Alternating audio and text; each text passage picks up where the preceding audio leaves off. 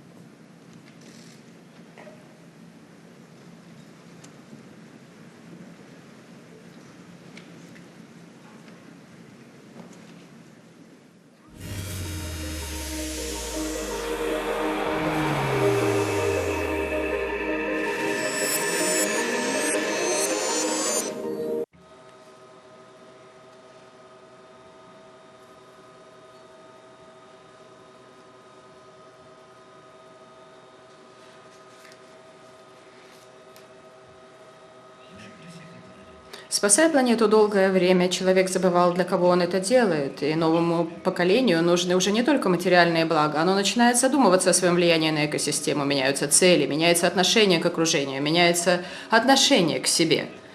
Меняется и понятие личного пространства, которое включает в себя уже и вопросы кибербезопасности. Мир нуждается в гарантиях защиты персональных данных. Вирус влияния органики с технологиями, стираются многие границы, и профессии будущего и изменения в распределении человеческого труда ставят под вопрос традиции. What is the role of machines, and how does the knowledge economy transform the human economy? The value of creativity and critical thinking is on the rise. According to World Economic Forum reports, the world has developed only 62% of the human potential in terms of acquiring new knowledge and its productive use, and that rate will continue rising. About 70% of the world's population will live in cities by 2050. The success of economies, countries and continents will now depend on the synergy of the man and his city. What will the future smart cities be like, and what will affect the economy? Large megapolises will become the center of attraction for economies. Each of them will have to find its own niche. The youngest capital of the world, the city of Nur-Sultan, that is located at the crossroads of the trade routes, becomes the transport and logistics hub for Eurasia that connects the north with the south, the west with the east. This city has become a recognizable venue for the most significant world events, peace negotiations, the conclusion of trade agreements, as well as international events such as Expo 2017 and the Asian Games. Within the last 12 years, the Astana Economic Forum has become a recognized global platform for discussion of changing global trends with the participation of leading analysts and experts. Kazakhstan follows the course set by the first president, Nur-Sultan Nazarbayev, to enter the top 30 most developed countries in the world. Traditionally, at the forum, the first president of Kazakhstan sets clear goals for the development of the country. At the meeting site, the best world experts offer non-standard and effective solutions to global world issues. G8, G20, UN OSCE, and other global associations take into account those opinions while making their decisions.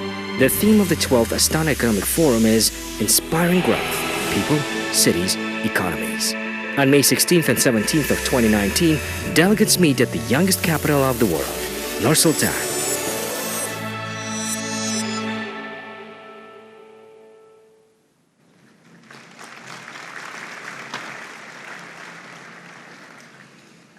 Distinguished Mr. First President of the Republic of Kazakhstan, distinguished Mr. President of the Republic of Kazakhstan, dear guests, excellencies, ladies and gentlemen, welcome to the heart of Eurasia, to the plenary session of the Astana Economic Forum. Your Excellency, distinguished Elbasy, let me thank you for the invitation to take part in the forum dedicated to the paramount issues of global development. This year commemorates 25 years of Eurasian integration. Kazakhstan, located at the juncture of Europe and Asia, plays a significant role in the stability of Eurasia acting as a bridge and a hub of politics, economy, and trade. Today, the term Greater Eurasia, geographically encompassing the area from Lisbon to Vladivostok, has become quite a hot topic of discussion. That's why the unique platform of the Astana Economic Forum plays an important role in exploring workable solutions to global challenges.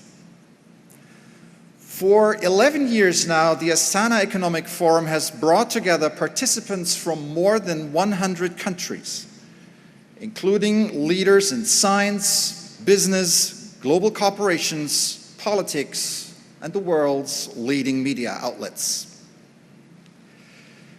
Today, the future of global economic growth is not without the clouds. The world economy is forecast to undergo a slowdown in the face of tightened global financing conditions, moderated industrial productions, intensified trade tensions, and significant financial market stress experienced by some large emerging market and developing economies. Against this backdrop, the Forum will explore not only new drivers of growth, but also ways to mitigate negative systemic factors and to rethink the essence of growth per se and define key factors critical for its future resilience. In short, the challenge is how to ensure stable and inclusive growth. In the discussions at the Forum, there are three factors that matter most. The first factor is the people, or human capital, being the most valuable resource and driver of growth. It's necessary to revisit the approaches to encouraging the human potential and to fully value intellectual and creative potential of people. So in today's world, only 62% of human capital is used in terms of acquiring new knowledge and putting it into use. 62%. The second pillar is the development of cities as the new epicenters of economic growth. Today, cities account for the production of 80% of global GDP and the registration of 80% of patents. By 2050, more than 2/3 of the global population will be living in cities. This will shift the focus from the economies of countries to economies of cities and will change the factors that drive growth. And third is the change in the character of the economy itself. The fourth industrial revolution brings drastic changes to production, consumption, and business models of global economy, creates new requirements for global value chains, national institutions, and labor markets. Yet, the fourth industrial revolution is more than just a change driven by technological progress. It is an unprecedented opportunity for political leaders, decision makers, experts, scholars, entrepreneurs, and people, regardless of nationality or wealth, to tap onto the rich potential of technological progress to build an inclusive, human-centered future. Now, it is a great honor and privilege for me to present our distinguished speakers. His Excellency, the first President of the Republic of Kazakhstan, Elbasy Nursultan Nazarbayev. His Excellency Armen Sarkisyan, the President of the Republic of Armenia. His Excellency Mamuka Baktadze, the Prime Minister of Georgia.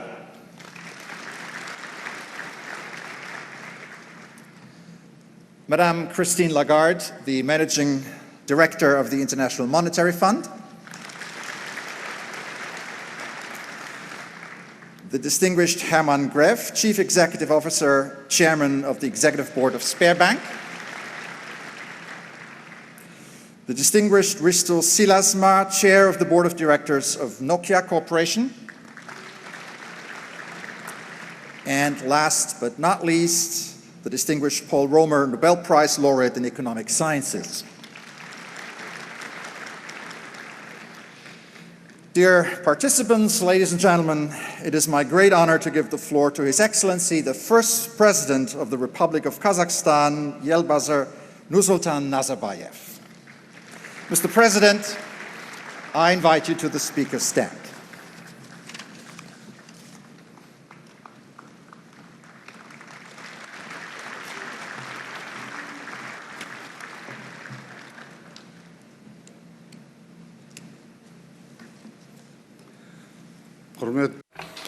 Dear participants to the forum, dear guests, welcome to the 12th meeting of the Astana Economic Forum. I express my words of gratitude to the heads of state, the heads of international organizations, representatives of large international companies, experts, and scholars. I would like to express the words of gratitude to all the participants that came here based on our invitation, the guests of our conference, and I would like to greet you and wish successful activities on this forum. Dear friends, our regular meetings has become a good tradition, and I very much value the trustful atmosphere that has formed on this platform.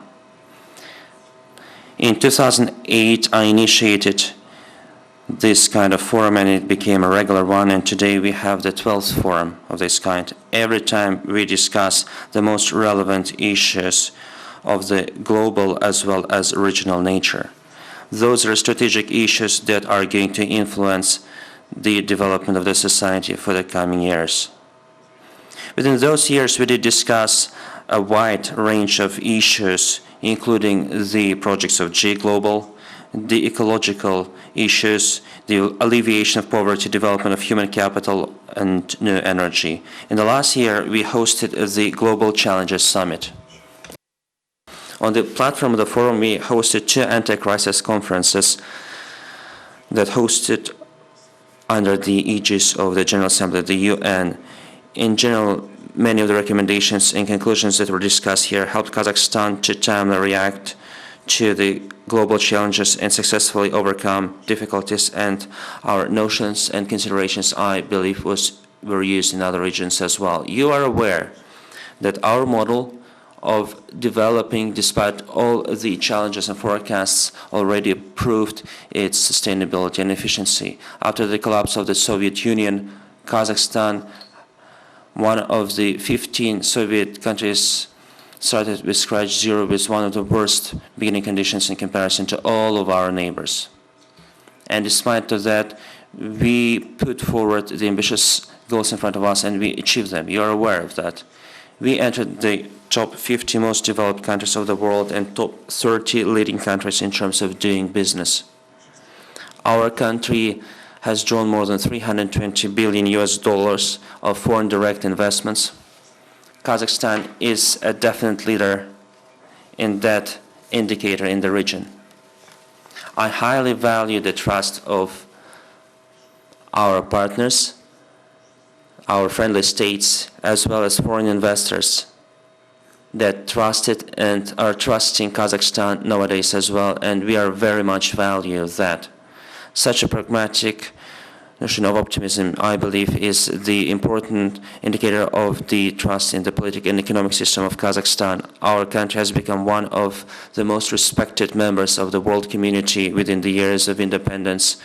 We had the increase of economy by 21 times, and the country decreased the poverty from 40 down to very low level, and we are going to strengthen that. The Ministry of Foreign Affairs of Kazakhstan has been defined as a key state body for foreign direct investments attractions. Our embassies across the globe are going to be one-stop destinations for investors who would like to work in Kazakhstan. We continue the activities to enter the top 30 most developed countries of the world. The strategy adopted for developing the country until 2050, the target there is to enter the top 30 most developed countries. All of our strategies and programs are targeting that single aim, and all Kazakhstan works for that. We had the focus to introduce the life quality standards of the OECD countries, and we implemented a plan of the nation for implementing the 5 institutional reforms consisting of 100 steps, and we steadily are implementing that. The document had the high value at the Astana Economic Forum in particular. We started the third modernization, and we implement large-scale infrastructure and industrial programs. The industrial program in particular that provides with alternative economy in the country rich with natural resources, energy resources. Within 6 years of the program, we established 130 state-of-the-art enterprises, and we provide with the exclusive incentives for the investors who come for implementing that program. Second, that's our activities in terms of the infrastructure development. Actively supporting the idea of one belt, one road. Kazakhstan is at the very center of this Silk Road, and through us we have 6 railroad and 11 automobile roads getting from Asia through Kazakhstan to Europe, and through Kazakhstan to the Persian Gulf and all other countries as well. Dear friends, this year the topic of the forum is the inspiring growth, people, cities, economies that was taking into account the modern trends. And Kazakhstan is also a part of those processes. It is only from the first glimpse the economic development in the world looks stable, but behind that there are fundamental risks as well as disproportions hidden. The world growth rate decreased from the forecast of 3.9% down to 3.6%. The IMF forecast to have even lower decreases to 3.3 in 2019. That's why in the search of new ways for developing the country, the countries are forced to strengthen the struggle for the current markets, often using non-market competition measures. We, all of us, see the escalation of the tensions between the United States, China, Europe, the macroeconomic stress in the developing countries, the growth of the political populism, the sanctions counteracting, especially is observable between Russia and the US.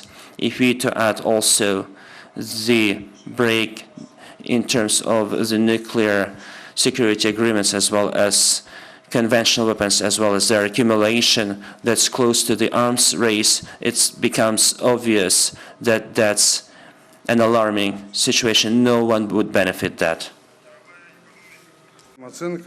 The world economy, according to various estimates, will lose roughly about 0.7, 0.8 of its growth. And this is the reason for which there is a global economic and technological change that is taking place now in the world. It brings a lot of possibilities and challenges at the same time. And today I would like to share my vision with you of how we are going to form, the world will be formed in the nearest future. For the last 30 years, I was the first president of the Republic of Kazakhstan, starting the Soviet period, and I keep in very close touch with all political leaders of the world, and I have already accumulated some experience. Number one is the growth of population is no longer playing the key role in the growth of the national economies, and the productivity of labor becomes the main driving force. During the last 50 years, only 1/3 of the GDP growth in developed countries was received from the natural growth of the population. And the rest of it was resulting from the labor productivity. And the world experts are sure that the countries which can drastically increase this indicator will be competitive in the upcoming century. And the potential of labor productivity growth may constitute not less than 2% per annum in the upcoming decade, and about 60% of the possibilities of the labor productivity growth will be predetermined by digital technologies. Number two, digital transformation is changing the face of the economic development, and now everything is predetermined by the digital and highly technological companies such as Google, Apple, Amazon, and Insenhua, actually forcing out the traditional industrial and investment large corporations, and their accumulated value represents roughly about 3.7 trillion US dollars, which is comparable with GDP of such countries as Germany. Germany, for example, has a GDP of 3.6 trillion. And penetration of new technologies in the area of traditional trade has significantly increased its efficiency.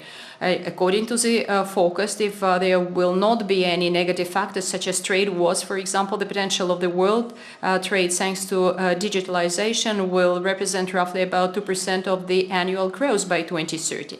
Number three, there is also growing demand to the human capital, and there is also a transformation in the educational process. Mobile and creative human capital is a key factor in the success of the majority of economies, and the quality of human capital predetermines between 10 to 30% of the GDP level per capita among various countries. Thanks to the development and availability, accessibility of the technologies, 50% of the productive labor time can be automated.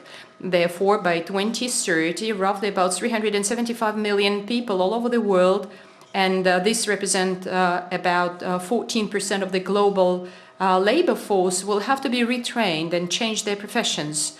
In addition, the introduction of new technologies will make some professions no longer in need, and at the same time it will result in the appearance of new professions. Even in the countries with low or medium income, many people work in professions about which we didn't even hear some 30 years ago. Number four, as it has already been stated by our moderator, the cities play a very significant role in the economic development, and their influence is only going to grow. And the people now take the decisions on where it will be better for them to live, and therefore they're creating the points of growth which are concentrated in metropolis, and roughly about 2 billion people, or 55% of the total population in the world live in the cities. And by 2050, the urban population will be doubled, which means that 7 out of 10 people in the world will be will be residing in the cities. And there will be a lot of competition between the cities. Even now, the cities generate roughly about 80% of the global GDP, whereas urbanization can also support sustainable growth if it takes place thanks to the introduction of innovations and digitalization. And Kazakhstan is also keeping a pace with the global trend, and here probably we are trying to even outpace this situation. We have roughly about 40% of the rural population, but 20% of them still live and work in the cities. Our cities continue growing. In the capital of Kazakhstan, which turned from a provincial town with a population of 180,000 people, has already reached 1 million of population. The largest cities of Kazakhstan is Almaty, Shymkent is another one, and there are 2 more cities which will also reach the same level. And they will be the centers of gravity, attracting technologies and people, and the future success of our cities will be the key factor of competitiveness of Kazakhstan in the global market.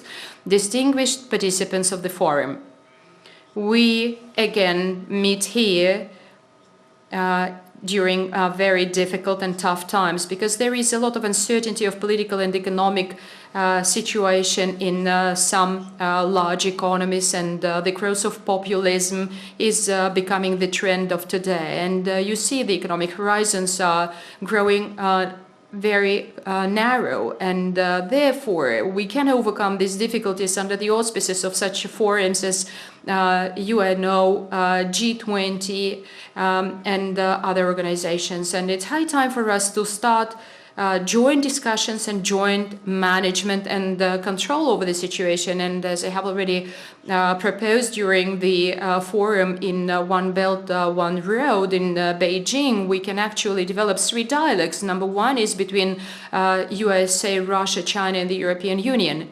And I believe that these are the largest economies and territories, and a lot depends on them. The fates of mankind depend on them. It always used to be like this because the largest countries were always assuming responsibility towards the world, just like after the First World War, when the League of Nations was established, and after the Second World War, when the UNO was established. Any type of opposition is usually resolved through negotiations. Number 2, on the level of Eurasia, the unification and integration of the Organization on Security and Cooperation in Europe and Shanghai Cooperation Organization could also get integrated and create a common safe space. And number 3 is the investment dialogue between Eurasian Economic Union, European Union, and Shanghai Cooperation Organization and ASEAN.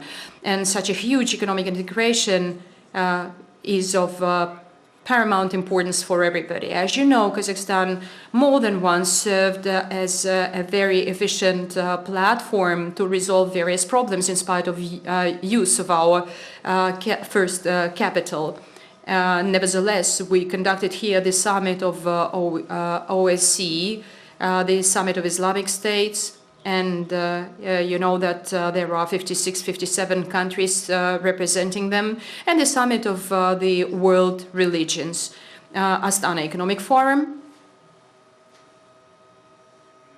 And my initiative, G Global, may become a platform for such dialogues, and the capital of our country can become the venue for such countries and their leaders. The establishment in the framework of Astana Economic Forum of a separate platform, G Global Dialogue, Big Eurasia, and here the representatives of big corporations and businesses and various associations and unions, including European Economic Union, SCO, ASEAN, could discuss various issues of integration. And the discrepancies between the countries are barriers to pragmatic economic interaction. And finally, it is very important to shift from unproductive sanction regime to a constructive dialogue between the leaders of global countries. And in connection with this, there is high time for us to start thinking about finding the way out from the global economic crisis between USA, European Union, and China and USA. And I'm trying to discuss with the leaders of these countries, and there is in general a good understanding of this problem.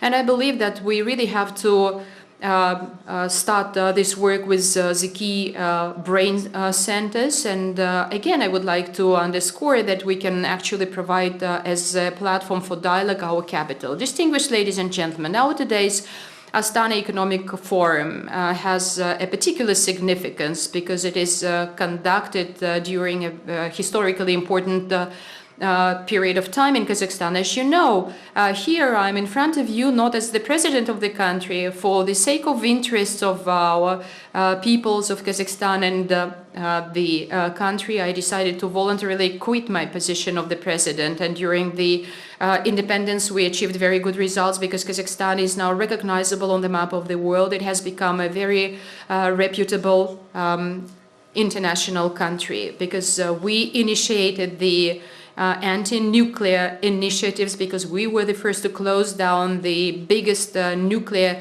test range in Semipalatinsk, and we decided to ban the fourth biggest in the world nuclear potential. And this is the reason for which, for the first ever time in the modern history of our country, acting in full compliance with the constitution of our country in a very quiet and peaceful situation, using democratic ways, we are transferring the power. And I'm very grateful to the heads of states from various countries of the world who write to me, who talk to me and support my decision.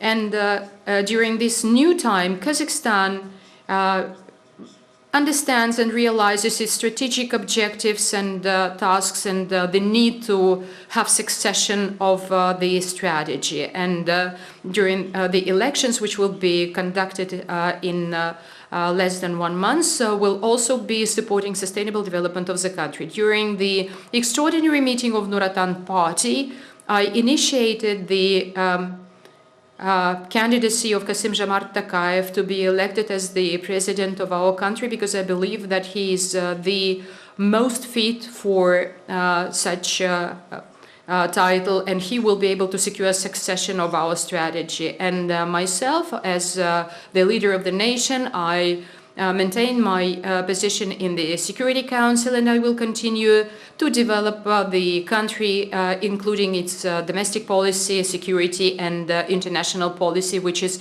very important, especially when all the global economic development processes are too globalized. And my work will be to support the activities of the new president and to make sure that the transit of power will take place in a very calm environment and to continue the work. Therefore, our dear friends, the social well-being, calmness and certainty in the future for every citizen used to be and remain to be our main priority. And I don't have any doubt that every idea that is going to be expressed here will facilitate the resolution of the most topical problems of the global economy and policies. And I would like to thank you for your interest, and I would like also to wish to all the speakers a lot of success and a very good health.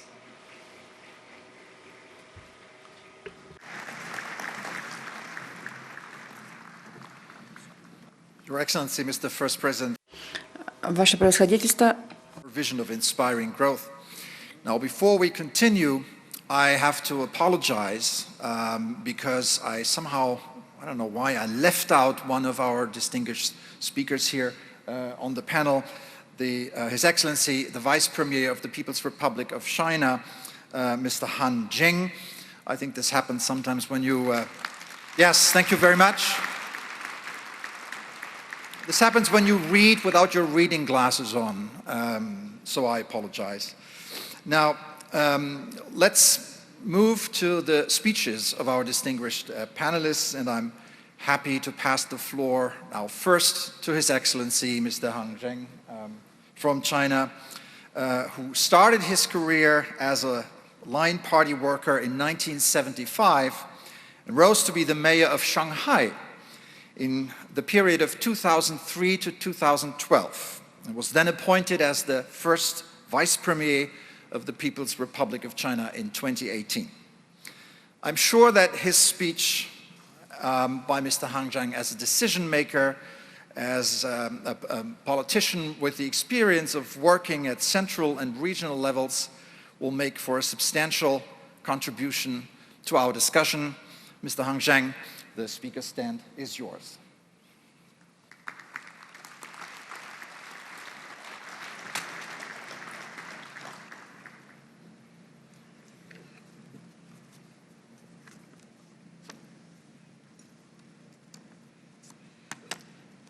尊敬的纳扎尔巴耶夫首任总统，尊敬的卡达耶夫总统，尊敬的各位来宾。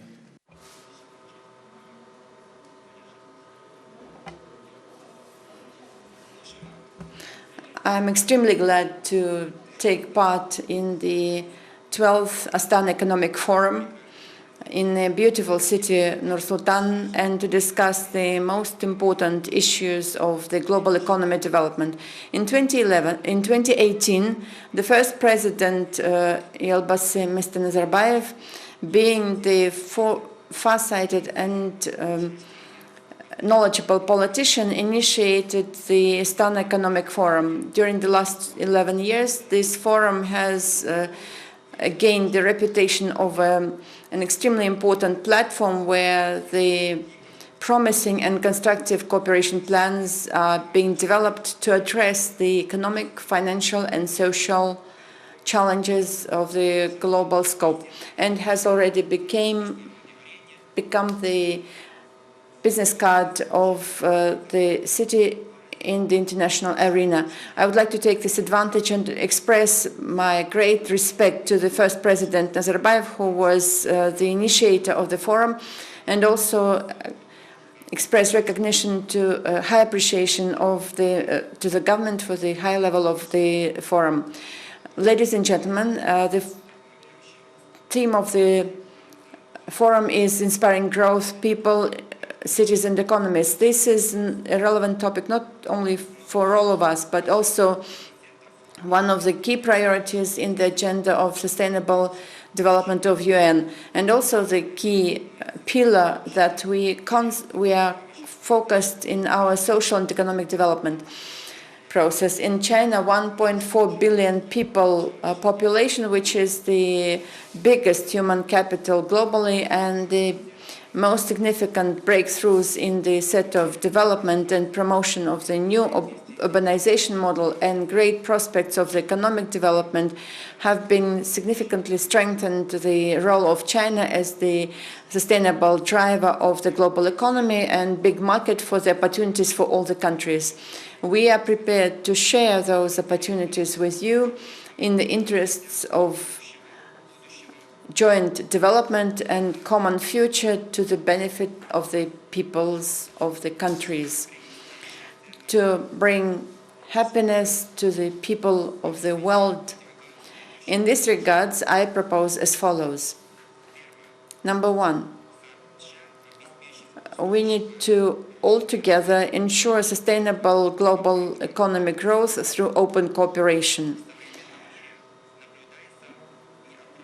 In the world now, the irreversible trend to open collaboration, openness, and reform is observed. Recently, in Beijing, the second International Cooperation Forum, One Belt, One Road, was completed with the topic with the joint initiatives of One Belt, One Road for the future cooperation. We, as a result, had 283 cooperation documents signed, totaling $64 billion. The chairman of China, Xi Jinping, in his speech identified 5 key activities of China to enhance the openness and address the economic challenges of the global scope and to enhance the cooperation between all the countries. And this is actively supported by all the countries. And we are prepared to work together to support economic liberalization and economic globalization aimed at ensuring powerful, well-balanced, sustainable, and inclusive growth. Secondly, protect the globe as a common home and ensure sustainable development. We should ensure well-balanced, harmonized development of humanity, resources, and environment. This issue attracts a lot of attention from the international community. Starting from the 18th Union of CPC, the environmental civilization has become a comprehensive program of the country development. In the framework of construction of the beautiful China and protection of environment, the historical changes and comprehensive improvements have started. China is fighting decisively with poverty. 82 million people have gone away from poverty, and we are prepared together with you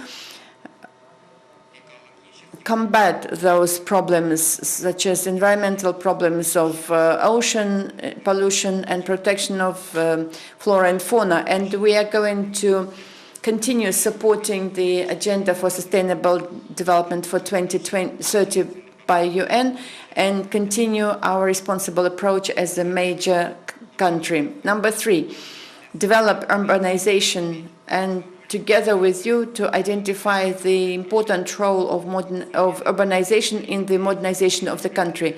Starting from the openness policy implementation, China started a very wide-range urbanization process, and this resulted in inspiring outcomes in our development. In the current China, the new model of modernization has been successfully implemented, and we are prepared to actively collaborate with you to assist in economic development so as to define the role of urbanization in enhancing quality of life of people and use of resources and promotion of economic activity. We are prepared to be actively involved in the implementation of Smart City Initiative of Kazakhstan. Number 4, enhance new intensity to development of human capital and innovations. Innovations is driver number 1 in achieving the economic prosperity. China is implementing the development strategy through innovation, including the construction of innovative state. We are prepared to enhancing communication and collaboration in e-trade, digital economy, smart production, biotechnologies, and clean energy to create new jobs, more jobs, and more prosperity. Innovation, in essence, is to enhance human capital capacity. And in this regards, we are supposed to strengthen our collaboration in education and training highly qualified personnel for the implementation of the development strategy through innovations. Ladies and gentlemen, friends, Kazakhstan is our friendly neighbor and our strategic partner. And it was right here where the initiative of the economic belt of the Silk Way was initiated, and our cooperation has always been quite dynamic, and we are common not only in the economic interest but also an indispensable fate. Our friendship has already brought some good results, and we have been always the vanguard in Central Asia, and we were the first ones to address the border points issues, and we turned the common border of 1,700 kilometers as the belt of friendship. And we were the first one to build the oil and gas pipelines together, and we are continuing our energy collaboration, and we were the first ones to establish the relations of the comprehensive strategic partnership with the advanced bilateral collaboration, and we were the first ones to start collaboration in production and investments. We have already approved 55 projects totaling $27 billion. And we were the first one who launched such important projects such as logistic base of Linyangan, the border center for the international cooperation Horgos, and the special economic union Horgos Eastern Gate. And all that has already facilitated the spatial collaboration between the countries. We are common in objectives and principles of development, and our strategies of development complement each other. Let's move ahead together to implementing the Chinese and Kazakhstani dreams together, and to contribute more to the development of big Eurasia and to support the economic prosperity all over the world. And I would like to wish all the participants of the forum big success. Thank you.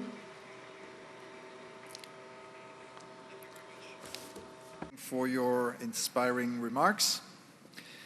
Ladies and gentlemen, the Forum Days have coincided with the planning for the IMF Roundtable in the city of Nur-Sultan, which will bring together finance ministers and heads of central banks representing the region of Central Asia and Caucasus. The event will focus on measures of economic policy aimed at achieving inclusive growth. That topic that directly ascribes to the agenda of our discussion today. In this regard, and with this in mind, I would like to pass the floor to the Managing Director of the International Monetary Fund, Ms. Christine Lagarde. You can use the stand over there. Madame Lagarde, the floor is yours. Thank you very much, Mr. Moderator, and I hope this particular podium is not only and exclusively reserved for women, because it would be not very well used today.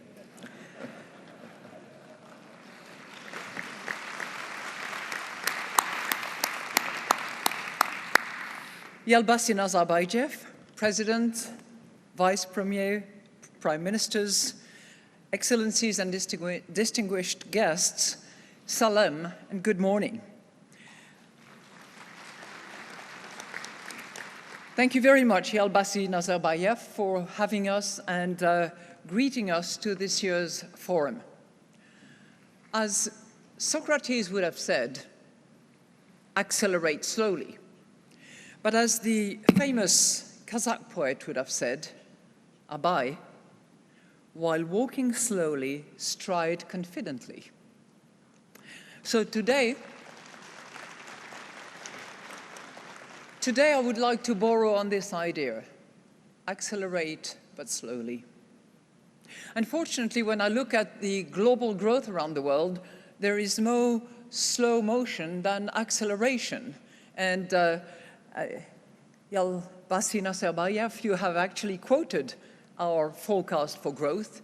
And while there was about 75% of the world accelerating growth pace last year in 2018. Unfortunately, in 2019, we're seeing about 70% of global GDP slowing down that growth momentum. So I'm not suggesting that there is a recession in the wings, but it is certainly slowing down as compared with last year. From 3.6 last year, we forecast 3.3 global growth to hopefully go back to 3.6 next year, which, however, is predicated on no additional financial tightening, and hopefully an alleviation of what we regard as the major risk to growth at the moment, which are the international tensions that we see in abundance between major players in the world, meaning particularly at the moment the United States and China. So while we expect in the next 6 months a global economy rebound, nothing indeed can be certain. And we very much hope that the tensions that flare and abound at the moment will be tamed by reason and your intermediacy maybe, Mr. President. Now, this part of the world clearly has a role to play. And we believe that throughout Caucasus and Central Asia, growth, which has indeed picked up, and is not cruising at a 3.3%, but at a 4.1%, will hopefully accelerate because it would be then closer to potential, which we believe is higher than current growth. And that growth to potential would actually be much better to raise living standards to the level of other emerging economies in Europe and Asia. So the challenge is clear. We need to increase growth to a higher plane, but we need to stride carefully, yet confidently on that path. And to that end, we believe that good domestic policies are needed, that increased economic diversification is required, and that stronger international cooperation is at play. But most importantly, we need inclusive and sustainable growth that lifts up the prospects of women, young people, poor people, people living in the rural areas, and a growth that actually raises the expectations of future generations. Mr. Moderator, you've alluded to a meeting that I will have with all finance ministers and central bank governors on the occasion of this forum. We've also published on the occasion of this forum, I hope it can be seen very well, yes, promoting inclusive growth in the Caucasus and Central Asia, and that will be formidable reading for those of you who are interested in this prospect. Now, we see a path for that more inclusive growth in the region. But in addition to some of the points that you made, President Nazarbayev, and I was particularly attentive to your point about increasing the productivity in the region to at least 2%, which would be very welcome, I would like to mention 4 critical areas where there could be improvement. First of all, we believe that fiscal policy should balance debt concerns with critical initiatives in health, education, and infrastructure. All 3 actually conducive to increase productivity. And here the IMF will continue to support the region through technical assistance and capacity development programs with the proposal to actually set up a training center in this region. Second, we believe that corruption needs to be addressed head-on in the region. Yes, I agree with you, yes. And we believe that 2019 is an opportune moment to provide increased transparency and foster more trust between citizens and governments. Third, women and other underrepresented groups can be empowered by continuing to eliminate legal and economic barriers. And I'm pleased to say that through the hard work of the government and private companies, female labor force participation in Kazakhstan is now at 65%, which is the highest in the region and a benchmark for every country in Central Asia.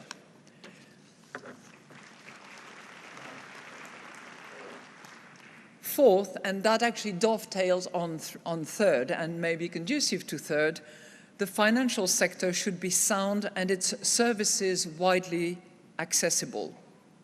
Only 45% of adults in the Caucasus and Central Asia countries have a banking account, 45%. Almost 20% lower than the average in other emerging markets. Furthermore, only 3% of citizens have mobile money accounts.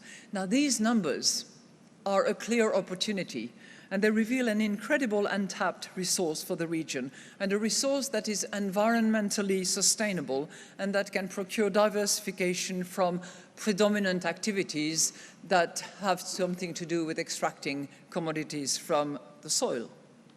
So, in addition to that, and you've alluded to that, Mr. President, if Central Asia can harness the power of fintech, as emerging economies in other regions have done, the potential gains for women, for young people, and for the poor are significant. Each of these principles is part of the toolkit the region needs in order to reach a higher plane of inclusive growth. And while this morning we are focusing on inclusive growth within countries, clearly the fact that you are all here assembled indicates that there is a lot of potential for growth between countries. When you look at the trade between countries in the region, we're hitting at about 10%, which is clearly significantly lower than what the potential could be. Within the European Union, that trade within the region is 60%. But that landscape of relatively limited trade is beginning to shift. In just the past year, there has been a surge of trade in the Kazakhstan-Uzbekistan border, and any of you who wants to ship goods between the two will probably have to stand in line and wait because there are queues of trucks by the border. Again, digitalization will be of great use in that respect. New regional opportunities, which have been alluded to by the Vice Premier of China in the form of roads, railroads, electricity grids, are finally coming online. And last month, a Silk visa plan was announced to allow for easier travel between the nations of Central Asia. Now, these initiatives can clearly rebuild the Silk Road connections that once helped this part of the world become a hub for global trade and learning. And they can play a role in each country's journey to achieve more diversified, more sustainable, and more inclusive growth.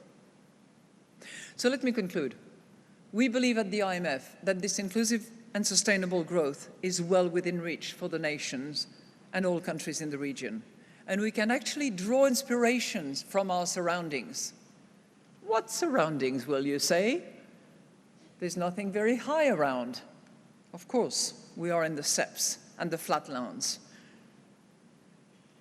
But think of the famous Kazakh proverb. Kazakh hearts are like the steppes, wide, kind, and generous. If we all embrace that spirit, we can generate economic growth that will raise living standards and provide new chances for millions within the region. With that, I thank you very much for your attention. Rahmet.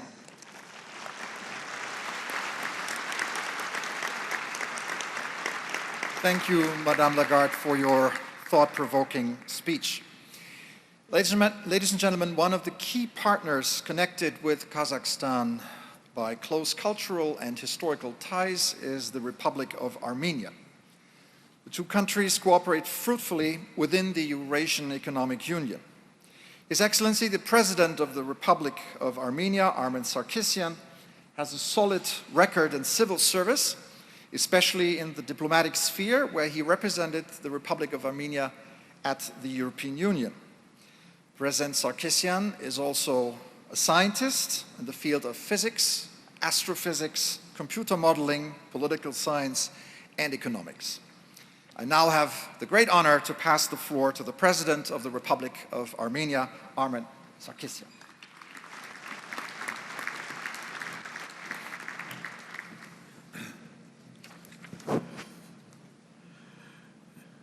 Your Excellency, First President of the Republic of Kazakhstan, dear Nur-Sultan Nazarbayev, Mr. President, Your Excellencies, ladies and gentlemen, it's a great privilege and honor, and I think practically, I'm looking forward to be a part of this important summit and conference. I was honestly inspired with an introduction that was made by Mr. Grob and then later by the speech of President Nazarbayev, Madame Lagarde, and Vice Prime Minister. And this encouraged me to put my hand into my pocket and take out my speech and read it. So I decided maybe it will be the best if I will just react to a couple of points that were raised here and to emphasize the importance of specific development locomotives that are going to run us in 21st century. Again, thanking thanking presidents for inviting me for this conference, I would like to start with an important point which is called vision. It starts with a vision. Everything starts with a vision, with a dream. We are human. And I do remember early 90s when I first came to this place. It was a small town in the middle of Kazakhstan. Beautiful, more beautiful space rather than a city. But there was a dream, there was a vision, and that vision was created and then implemented by President Nazarbayev, a dream to have his country's capital city here. And only a couple of decades have passed. Look what happened to the dream and the vision. We are sitting in a wonderful city Nur-Sultan, which in some sense, as you said, is the heart of Eurasia. I maybe will say, Mr. Moderator, maybe it is already the capital of Eurasia as well. So indeed, everything starts with a vision. And thank you, President Nazarbayev, for your vision and visionary leadership of Kazakhstan, but also for visionary leadership in the whole area of Eurasia. Now, what is our vision for the next 20 or 30 years globally? What sort of world would like to live? Would you like to live in a world which is separated?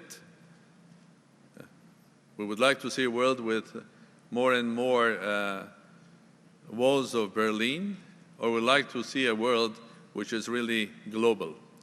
I think if somebody is uncomfortable with the world globalization, I would use another word, globally integrated world. We are already in globally integrated world, and there is no way back. No way.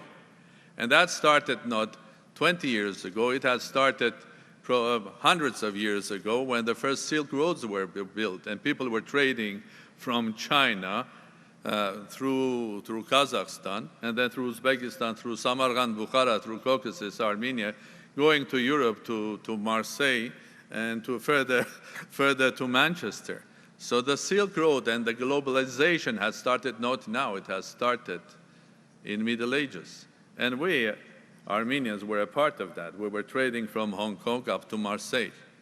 So that's something that I will come to that a bit later. So what is our vision for the next 20 and 30 years' time? In order to think about our vision in 20, 30 years' time, let's look back in 20, 30 years ago, where we were.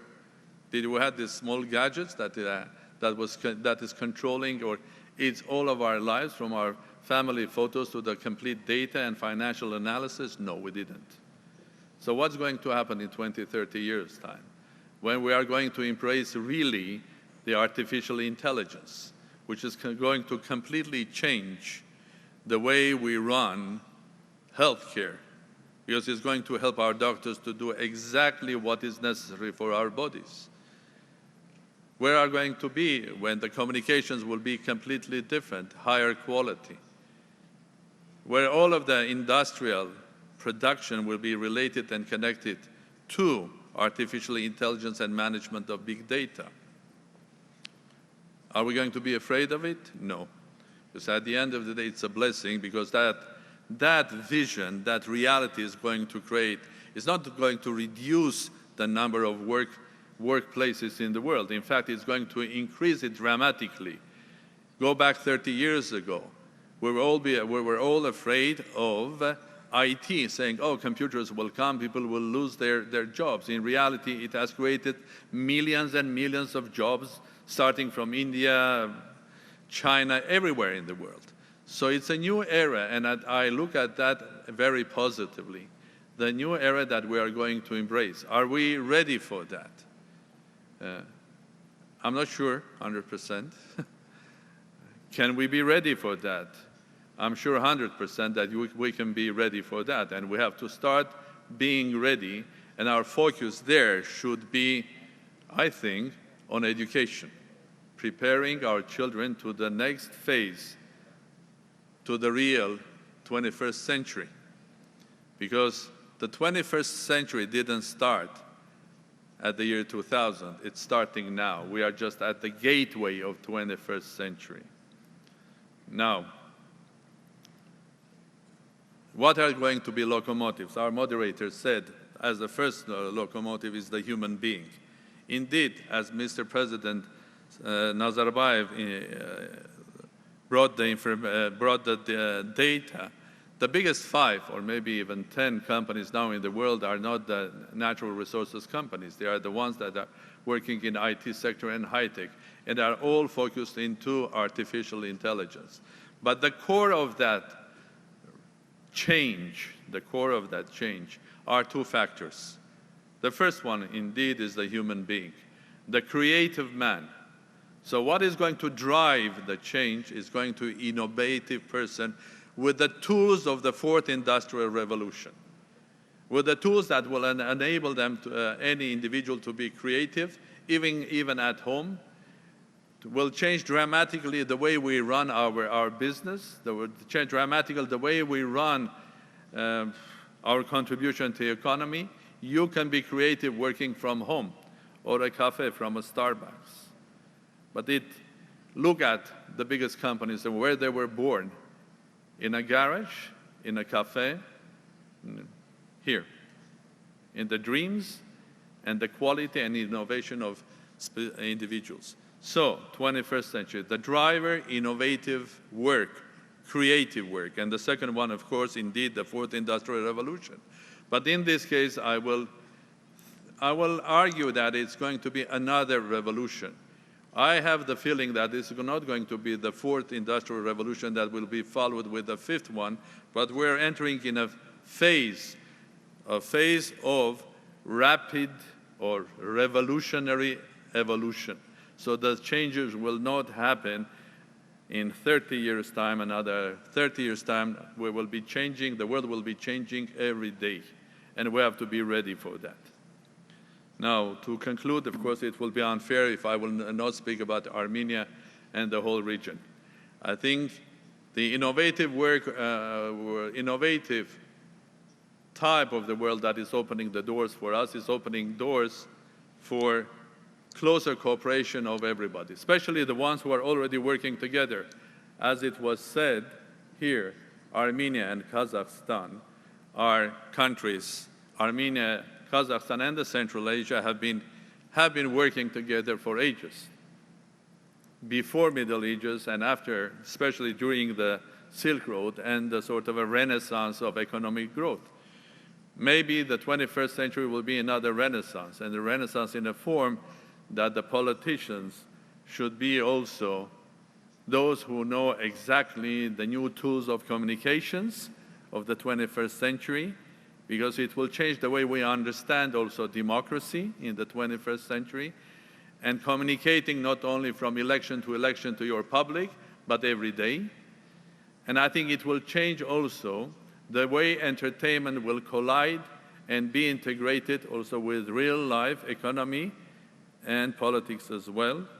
So where does Armenia stand there? I think I look to the future of my state and nation with positive feelings and a vision that a small state, Republic of Armenia, that is the home of a global nation. There are as many Armenians living in Russia as in Armenia. The second biggest city Armenian is not, after Yerevan is Los Angeles. There's 1 million living in France. There are Armenians from Singapore up to Argentina. So it's a small nation, but a global, small state, but a global nation. So we are a part of 21st century, globally integrated, and I'm encouraging everybody to do so the same.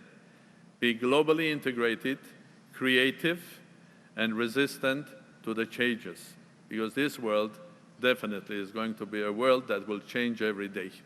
One thing will be constant in our life, that it will change every day. So we have to be ready. And it all starts with the younger generation. It all starts with education. So with this positive note, Mr. Moderator, I will encourage our discussions to go in a form of how we are going to embrace the future and how we are going to prepare our children to the 21st century. And it starts with a vision. And we are in the center of a vision that started a couple of years ago. Thank you very much. Rahmet. Your Excellency, President Sarkisyan, thank you for your meaningful message. I would now like to pass the floor to the Prime Minister of Georgia, Mamuka Bakhtadze. Mr. Bakhtadze has an outstanding record in civil service and large national corporations. Before his appointment to the current position, he served as the Finance Minister of Georgia and the head of Georgian Railway, JSC. I'm sure that his speech will give us fresh perspectives on some of the key points in our discussion today. The floor is yours.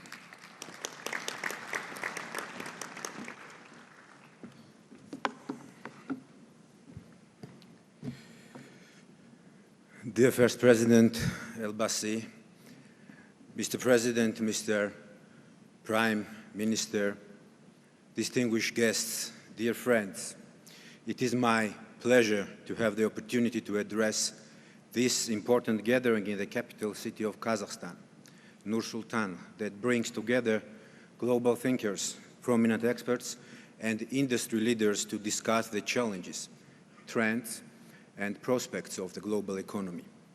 Firstly, before I move to my speech, I would like to thank the first President of Kazakhstan and the founder of this forum, Mr. Nursultan Nazarbayev, a true visionary and one of the world's most prominent political leaders, who has greatly contributed to peace, stability, and prosperity in the whole region. Огромное спасибо от имени грузинского. Thanks a lot from the Georgian people to the first president of the Republic of Kazakhstan, Mr. Nazarbayev, for your invaluable contribution in strengthening Kazakh-Georgian partnership and relations. Thank you. Kazakhstan and Georgia are linked by the historical links which have been preserved and are being strengthened on a daily basis. Thank you very much for that. Important partners for my nation. We have great political and people-to-people relations, though in economic dimension we still see areas of huge opportunities to explore and consequently increase. Yesterday we signed several very important documents in order to further boost existing avenues in our bilateral relations. Most importantly, I would like to underline a roadmap agreement that was signed between our countries for increasing trade volumes during the next 3 years. We have huge opportunities in connectivity, energy, agriculture, trade and tourism, to name a few key directions. In these fields, we can form joint partnerships and build success stories with the know-how of each other. In Georgia-Kazakh relations, we have a great synergy. Georgia is strategically located between Europe and Asia, being a natural bridge between two continents, which serves 8 landlocked countries in its trade with the West. This advantage that Georgia can offer to Kazakhstan can supplement and support Kazakhstan to fully utilize its unique potential and logistical opportunities. Talking about connectivity, we have several very high-profile regional projects in transport and logistics. Georgia, one of the first countries to join Belt and Road Initiative and plays an integral part in revitalization of this ancient Silk Road idea. In this context, it is important to mention the so-called Middle Corridor project, which is being developed together with our friends and colleagues from China, Kazakhstan, Azerbaijan, Turkey, and Georgia. This project will create enormous economic opportunities for the global economy as well. Our vision is to integrate Georgia in the global economy in the most efficient way possible. For that reason, we have a very comprehensive approach, which thereby helps us in becoming a real platform in a global trade. We are synchronically implementing reforms and initiatives with other regional countries in order to create stronger regional momentums. As I have said, we have an ambition to be a multidimensional hub in our region. Step by step, Georgia is becoming actually a hub for doing business, investments, finance, innovations, tourism, trade, and logistics. To continue, we are the only country in the region with free trade agreements with both European Union and China. We have several other trade deals being negotiated. As I speak here in front of you, my friends, and we are determined to keep this pace. When we are talking about being globalized, of course, it cannot happen without free trade. On this path, we pay special attention to strengthening transit infrastructure of the country, and we are developing not only traditional infrastructure such as roads and highways, but also are adding additional capacities to our railway and are constructing a deep seaport on western back of the Black Sea. In order to supplement our goals, we have conducted a long list of very important reforms that made Georgia a vibrant economy on the rise. And we are very happy to share this experience with our friends. Georgia is number 6 in the World Bank Ease of Doing Business ranking. We are number 16 in Heritage Foundation Economic Freedom Index. To continue, Georgia is the 3rd lowest tax burden countries according to the World Bank. Moreover, according to IMF, Georgia will be the leader in terms of economic growth in our region. What we achieved with this kind of policy is the all-time high export volumes, and in just recent years, during 3 years, my friend, we could manage to decrease our current account deficit from 13% down to 6.8%.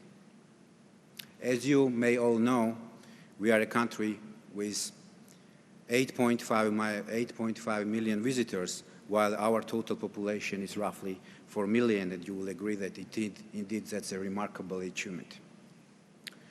We are building a multidimensional business hub on the western coast of the Black Sea, and we have all the prerequisites to hit success, and we are very much determined to do so. Today, in this large auditorium, I see many leaders and innovators. For that reason, I would like to especially underline the following. In the era of disruptive technologies and fourth industrial revolution, investments and support of innovation is a must, and my personal undertaking is to build up an innovation-driven ecosystem in Georgia.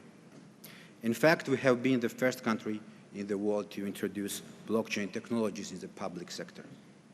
But all would agree that innovations and future of our countries cannot be discussed without underlying the importance of the human capital. And today it was mentioned many times. In the globalized era, where the main motto is to think globally and act locally, younger generation with wider horizons and first-class knowledge will shape our future.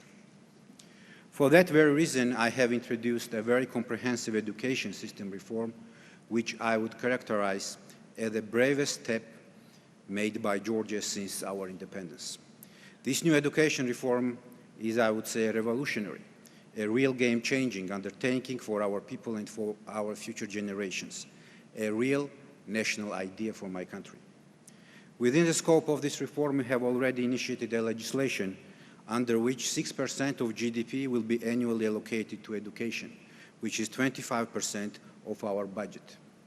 And most importantly, according to this very legislation, every government for the next decades to come will have the obligation to invest in the development of our human capital. In other words, people that advance our country to the heights that we envisage for our future generations. We have to understand that in today's competitive world, only the ones who have the open, prolific minds, information, and ability to think out of the box will be the ones to create the added value for our economies that we are so desperately in need nowadays. Dear colleagues and friends, sometimes we have to step away from a typical political agenda, step out maybe out of our comfort zones and run an extra mile in order to mark something that will have a long-lasting and epochal impact on our children and future generations. Isn't it why we are working so hard on existing challenges? For a better tomorrow, and most importantly, for upcoming generations to come. Thank you. Thank you very much, Prime Minister Baghdadzev, for your fresh ideas. I'm pleased to turn now to the CEO and Chairman of the Executive Board of Sberbank, Hermann Greff. Many of us are familiar with the genuine professional and personal interest that Mr. Greff has shown in the areas of digitization, education, finance, and banking, which will play a key role in inspiring growth in the decades to come. Dear Mr. Greff, the floor is yours. Thank you very much, Mr. Chairman. I would like to speak Russian. I think it will be more convenient for the audience.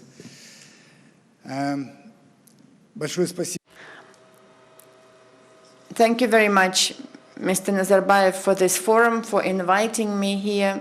Indeed, this forum has grown into a very reputable platform, and for all of us speaking here, it is a great honor to speak, and for me it is a great challenge and honor to speak within such a remarkable company. And I would like to thank the President of the country and to the Prime Minister for the hospitality that we enjoy here. Thank you very much.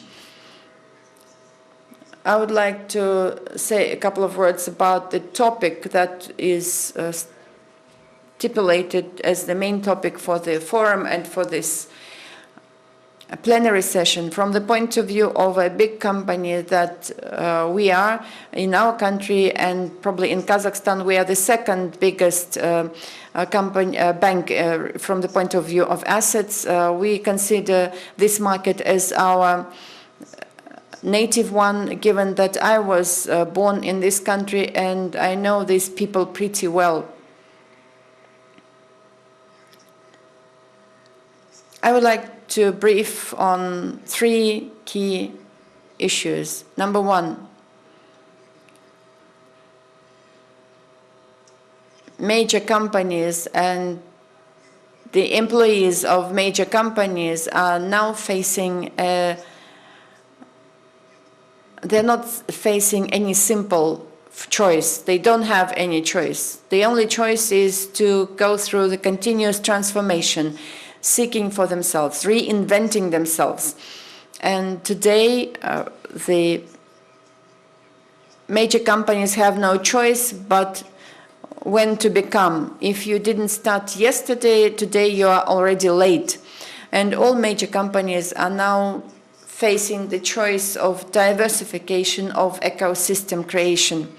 Ecosystem is the latest trend that creates the added value and causes challenge to any major company to enhance the productivity and to produce more added value. We started this path several years ago after we completed our digital transformation aimed at establishing the digital platform. And as of today, we are quite a big and diverse holding that is based on the technological platform. The platform which is based on the most state-of-the-art technologies that are operating on the clouds, the big data platform, big data processing platform, and the platform which is based on open source technology and memory computing and artificial intelligence, which was mentioned already today. Building platform is the consequence of the technological development, which is based on the artificial intelligence. And the artificial intelligence helped in creating absolutely new opportunities for all the companies and probably for the entire humanity, because there's probably no area that this technology would not revolutionary influence. They include public sector providing educational, health and other and social services. And of course, this is true about all the sectors of business. In our bank, we put forward the objective of growing another bank from our ecosystem. This is not an easy task given our size. The net profit last year was approximately $13.5 billion, and building yet another company that would have a similar ecosystem with a similar profit amount is an ambitious goal. But as Einstein mentioned, it is the most important in the game to win, but you will never win if you haven't started playing. So if we make the first step, this will be the first step to success. We are present at the moment at the markets of education, health, e-commerce. We very much hope that e-commerce will become our second shoulder and second leg in relation to the financial services. We work a lot at the so-called lifestyle market, and there are almost no or very little areas where we have no competences, and this in fact requires a lot of transformation of ourselves. We faced the challenge that we have to drastically change the quality of human capital, starting from ourselves. We are all born from banks.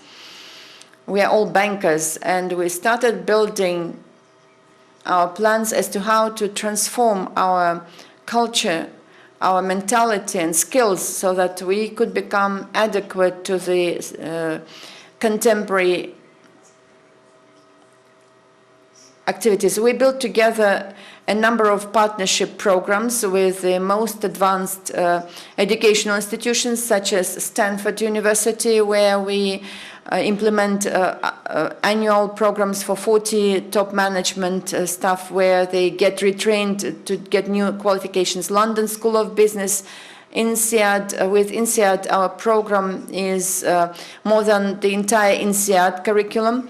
On an annual basis, during the 11-month courses, we retrain 500 of our staff. The 11th-month program would allow changing the culture and mentality of the top management of the banks to get prepared to the new objectives that we set forward for them. On an annual basis, in our corporate universities that we invested hundreds of $millions, we retrain about 35,000 of our managers on an annual basis. And for us, the notion of lifelong learning is no longer a theory. This is something that we do on a daily practical basis. The second thing that we face is that we need a huge inflow of staff. We have 36,000 IT staff, and annually we employ 50,000 more staff, and out of them around 7,000 to 8,000 people are IT staff. It turned out that our educational system is not prepared to provide so many quality specialists to us, and we had to reach the level of the universities, and we signed partnership agreements with 21 universities, whereby we reviewed and revisited the curricula for the specialists that we need. And during the last 3 years, we have rolling up the quality and quantity training of our specialists that we require. And this turned out to be insufficient. We studied globally, and 2 years ago we signed an agreement with the Paris School number 42, and we started school number 21 in Moscow, where we enroll 1,500 students that will graduate 1,000 students in programming, engineers that would go through the 21 levels of training with blockchain and all the state-of-the-art technologies. This year we start another school of the same capacity, and we put forward the objective of educate up to 5,000 specialists per year that would be adequate to our tasks. The third level of staff training is that we saw that there are problems in our school education. Together with the highest school of economics, we carried out a study, and we were extremely surprised with the outcomes. 88% of the school children said that they are not happy with the textbooks, they don't want to read them because they are dull.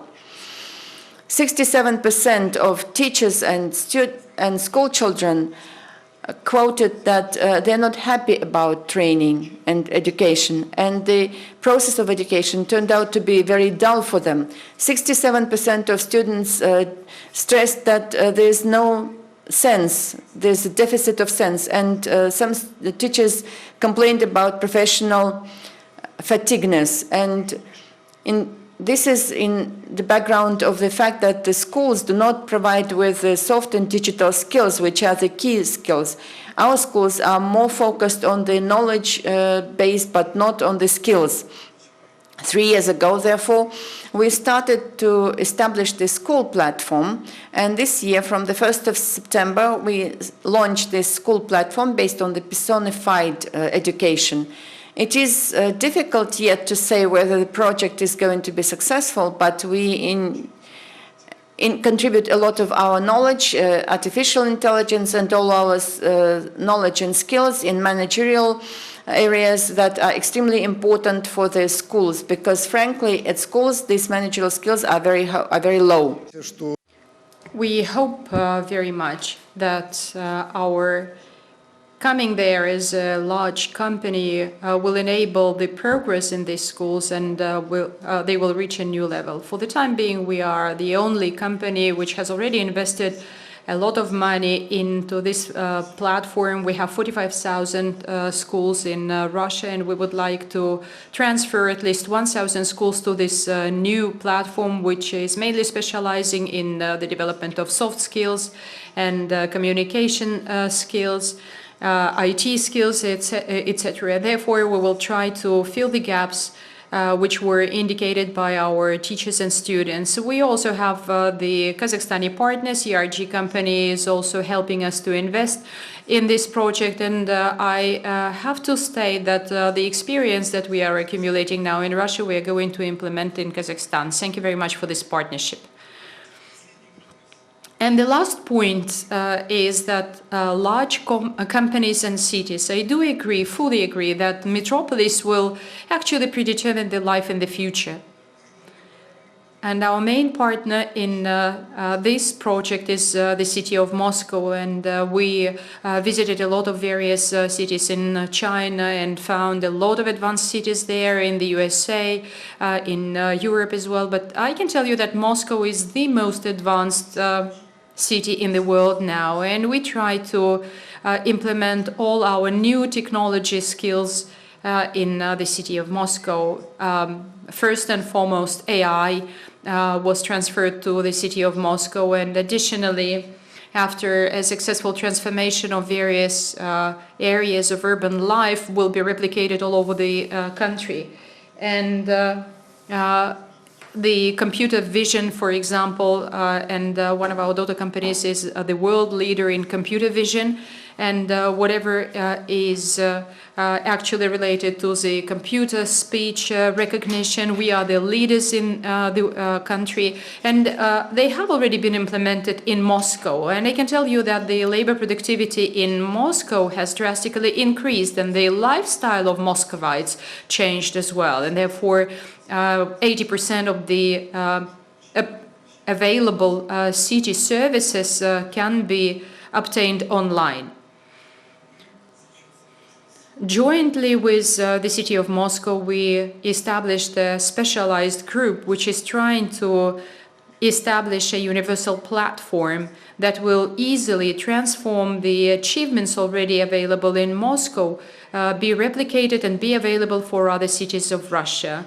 And I can tell you that this experience is really very nice. It has a lot of very interesting products, which is actually increasing the role of every citizen of the city, every resident of the city. It is very easy and very simple. Without any bureaucracy, you can obtain a great number of various government services, and what really matters, what is really very important, that it brings a lot of satisfaction to the residents of the city. And the last thing that I would like to mention here is that the partnership,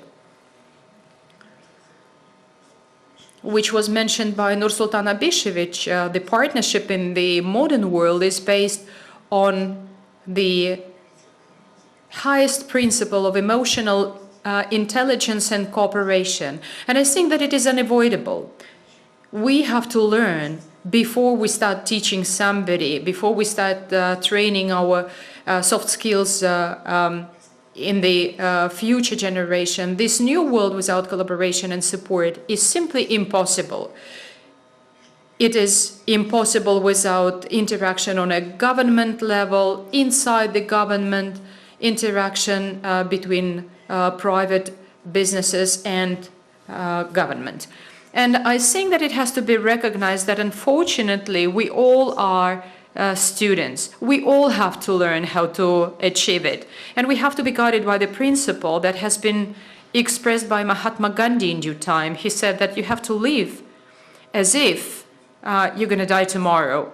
And you have to learn as if you are going to live eternally. And I believe that it's really a very good message for all of us, so that every one of us will try to transform, to improve the environment around you and the space in which you live into something better by achieving progress and improving well-being of all the people who live in our countries and work in our companies. Thank you. For your thoughtful remarks. Our next speaker is Risto Silasma, Chair of the Board of Directors of Nokia Corporation. Many of us who have been following the history of the development of Nokia may recall how the company underwent a major reinvention under the leadership of Mr. Silasma. He transformed Nokia on the verge of bankruptcy into a global technological player. After Mr. Silasma became the head of Nokia, the company value grew more than 10 times. It's an illustrative case of inspiring growth, and I'm happy to pass the floor to its author.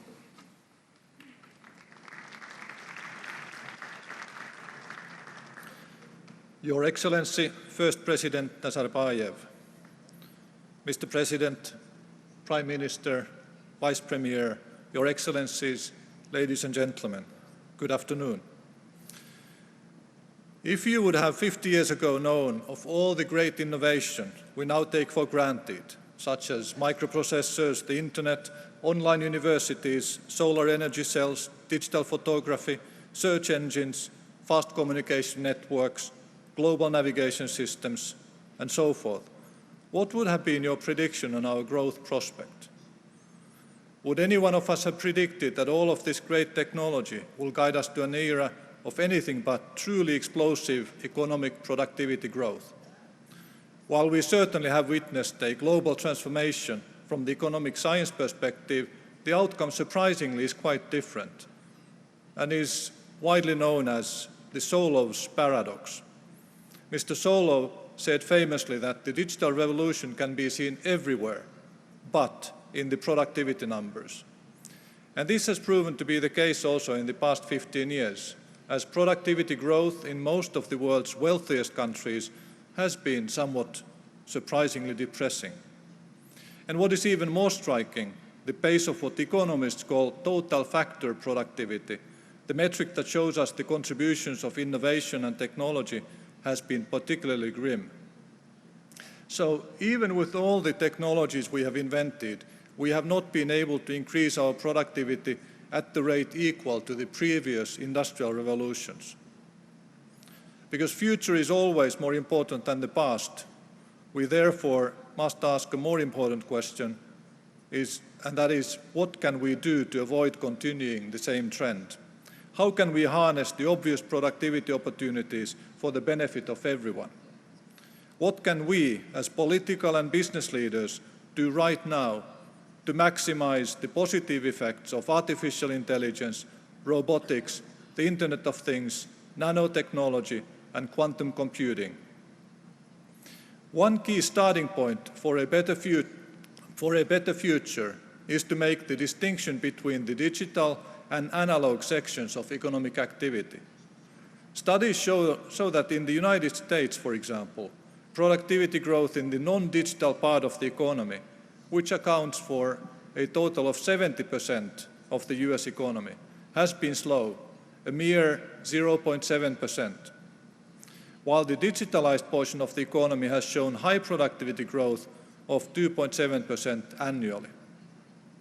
The answer to Solov's paradox would therefore seem to be that we have only managed to digitalize less than a third of economic value creation, and that is why we are lagging behind the previous industrial revolutions in productivity growth. The reason why we have only digitalized such a relatively small portion of our economies has not been because of unwillingness. We have simply lacked certain key technologies. Based on research by Nokia Bell Labs, we foresee the beginning of a new era of productivity growth. With the dawn of 5G networks and low-cost, high-performance computing infrastructure, we see great opportunity for the traditional industries, such as manufacturing, construction, mining, utilities, and healthcare, to increase their productivity. The development will vary by region, as well as the timing of that development. But for example, in the United States, we project a productivity jump to occur in the 2028-2033 timeframe, and our prediction is that this will increase the US GDP with multiple trillions of dollars before 2040. In mining, one of the many sectors where Kazakhstan is one of the leaders, Deloitte has estimated that the companies that embrace the digital mine concept stand to see a productivity increase of 10 to 20%. This is fully in line with our own experiences automating our own factories. We are seeing a true digital transformation of what we know as the traditional industries. This obviously will not happen by itself. First of all, we need to defend our global multilateral trading system, since if we create barriers preventing us from trading with one another, both the dispersion of the new technologies as well as our ability to spread the benefits via trade will be compromised. While avoiding handicapping ourselves, we will need to ensure investment in the modern infrastructure and encourage the development by creating smart policy frameworks. And above all, we face a huge training and education challenge. We need to start thinking about this from a new perspective. I was very impressed by what Sberbank has done. Along those same lines, we in Nokia decided to train not just our engineers or our management in machine learning, but we decided to train every single one of our 100,000 employees, every single receptionist, janitor, secretary, up to the CEO. And there is a level of urgency in all of this. If you think change is faster today than it has ever been before, I believe you are completely correct, but you're still taking the wrong perspective. You should rather think change will never again be as slow as it is today. Therefore, acting today gives you exponentially more time to achieve results than if you wait until tomorrow. Thank you very much. Thank you very much, Mr. Silasma, for your thoughtful insights. Last, but by far not least, we have a prominent expert, the Nobel Prize laureate in economic sciences, Dr. Paul Romer. Many of us recall Dr. Romer's model, which states that the main factor in economic growth is capital investment into research and development and human capital. Dr. Romer used to serve as the chief economist of the World Bank and as a fellow of the US National Bureau of Economic Research. Incorporating his experience as an economist from academic, scientific, and practical viewpoints, Dr. Romer is perfectly positioned to consider the matters of inspiring growth from different angles. Dr. Romer, the floor is yours.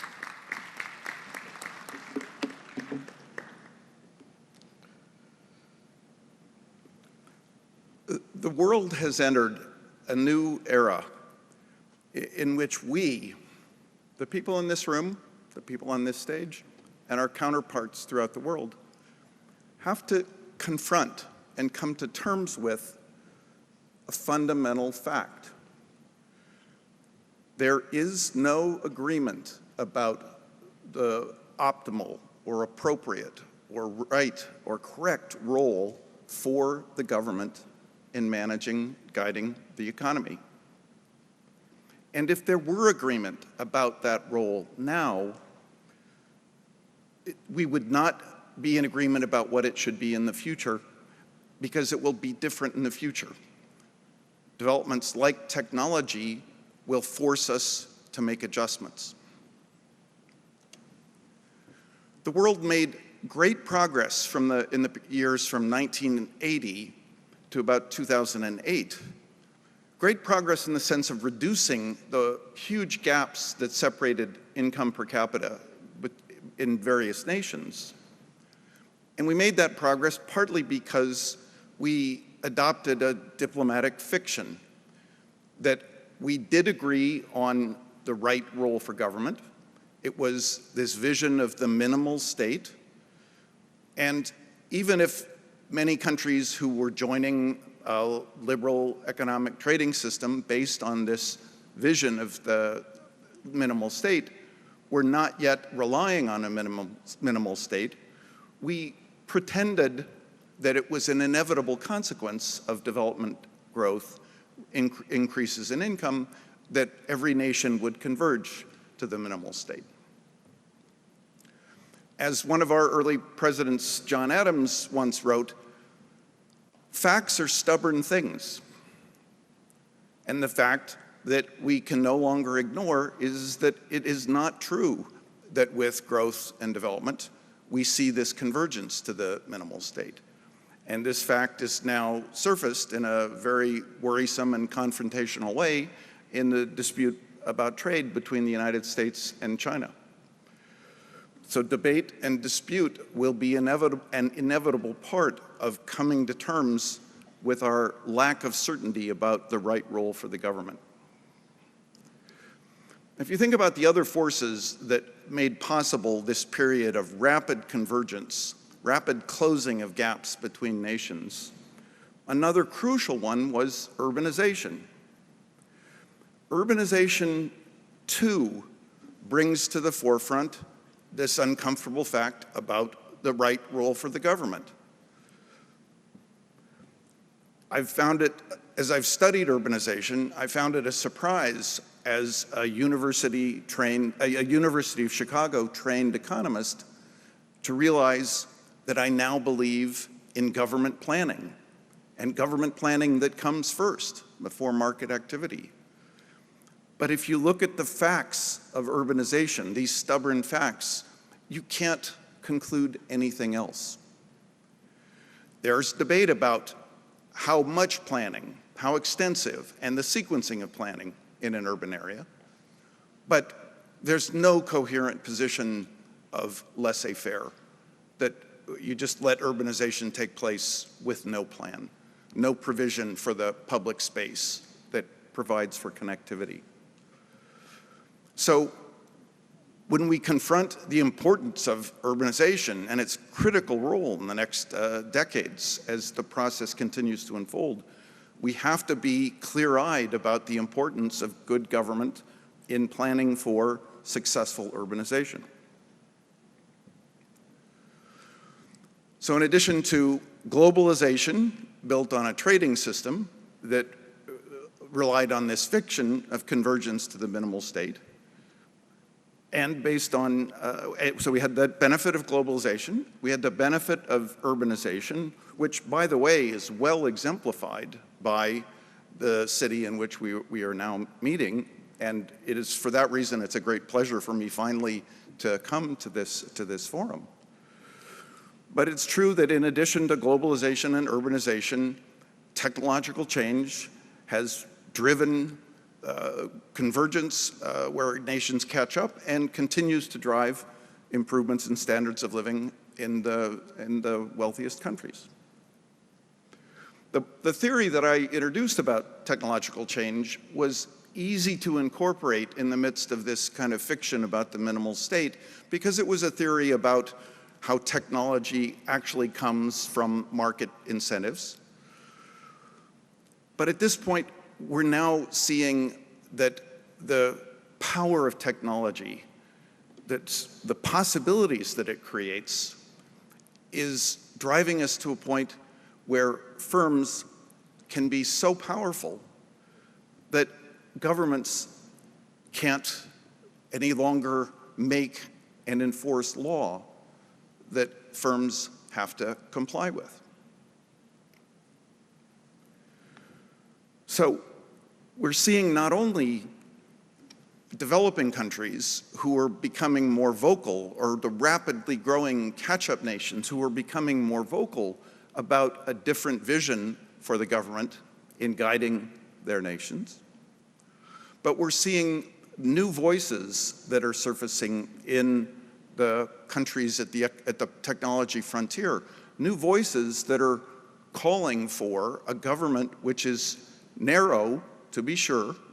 There has been convergence on this notion of a government which is narrow in the tasks it takes on, so it leaves room for the decentralized activity of the market to handle the other tasks, but which, although narrow, is strong enough so that the people in a nation can be certain that the nation will make laws and enforce those laws and thereby make sure that these companies do what's best for everyone, not just what's best for the few. Now we see many signs, but before I go on, let me just say that this this diplomatic fiction, which had its advantages, had a cost. It suppressed a disagreement that we're going to have to resolve, and it also left room for a campaign of, honestly, of propaganda, of ideologically driven propaganda about the benefit from the minimal state. And this needs to be confronted with the just pragmatic facts that we're now confronted with. There's lots of evidence that states that have been captured by, and polities that have been captured by this propaganda, have governments that aren't doing their job. They're not coping with the challenge of climate change. This is not a technical problem. We know how to solve this problem. It's just like the problem of the ozone hole. The problem here is that we can't get national governments to adopt policies that will be good for everyone.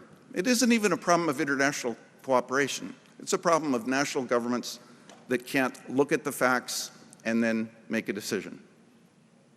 We see many countries where there's a growing sense of a failure of inclusion for everyone in the nation in the benefits that technology and the market can offer. Again, this is not a technical problem. This has been solved. We see nations, some of the Scandinavian nations, for example, who have managed, in the face of rapid technological change, to maintain inclusion, to maintain a high level of intergenerational economic mobility. So once again, we have a problem not of how to do it, but of polities where people want the government to do something, yet we can't get our system to confront the facts, make a decision, and move forward. But even more strikingly right now, we see instances with the financial sector. So why did I stop in 2008? The financial crisis. So we see in the financial sector firms that are not just too big to fail, but they're too big to regulate. And it's, I think, a widely shared view that we will face another financial crisis because the governments are not strong enough to enforce laws that would protect us from the dangers of the financial sector. In the traditional sector of aviation safety, we've had a striking recent instance of a company in the United States which was able to neuter a system of regulation which worked very well to protect aviation safety. I'm on the record as saying the US system of the FAA and the NTSB is the regulatory solution we need in the financial sector because it worked so well. Well, it turns out it hasn't been working so well recently. Finally, we have these new digital platforms that have accumulated enormous powers to spy on people that we would never have let a government have, but which the private sector has exploited and is using for its own benefit, to make a profit. Many people are not happy with this new arrangement, and they're not happy with the risks from the financial sector. They're clamoring for more inclusion in their nations. So it's not just the developing world, but it's also many people in the richest countries who are saying they want a government which is strong enough to make law that protects the interests of the common shared interests and enforces that law. And the biggest risk I think we face in the world right now is that if we can't deliver government which is narrow but strong in the sense that it makes and enforces the law, this popular demand will shift to a support for a strong leader instead of a strong nation. And we may lose the advantages of the rule of law. So let me just end on a note of optimism. I always thought of myself as the most optimistic economist I knew. Over time, humans have made enormous progress partly because we learned how to cooperate with more and more people like us, and we learned how to harvest the power of a form of cooperation known as science.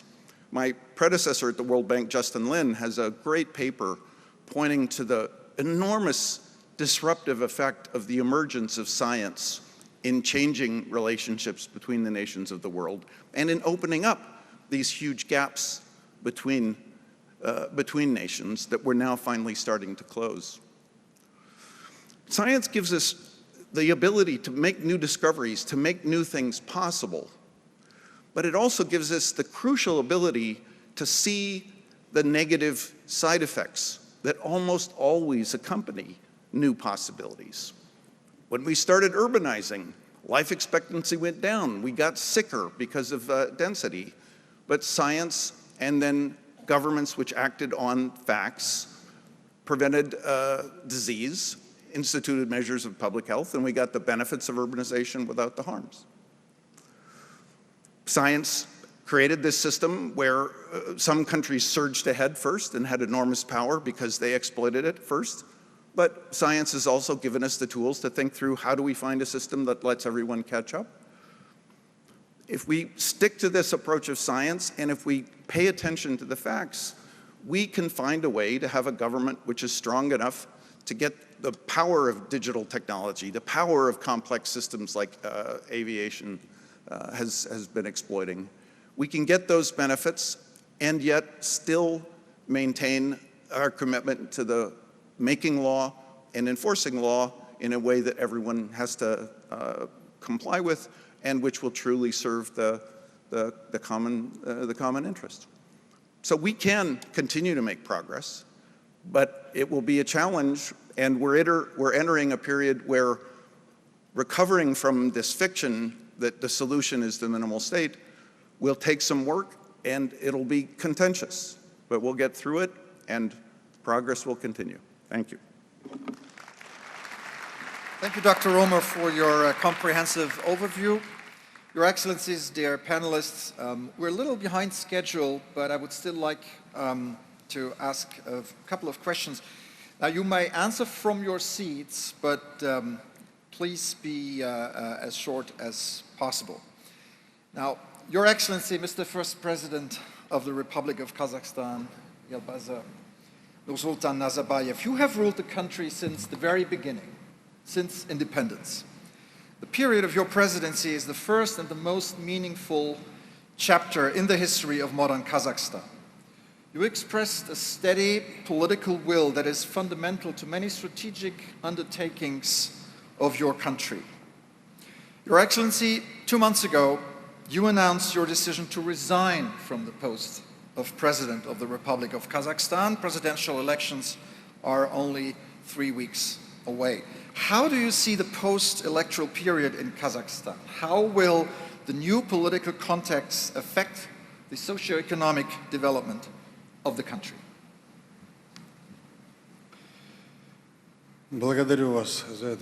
Thank you very much for this question. I would be pleased to take it. I follow the principle that the state can achieve success. I mean, the people can achieve success when the leader and the nation understand each other and they are together. And all the programs and ideas that are developed are fully supported by the people. This is what happened in our country, and I guess our policy was right. And during all these years, we worked closely together. I participated in the 5 elections, and it has never been the case that less than 85% of electorate voted for me.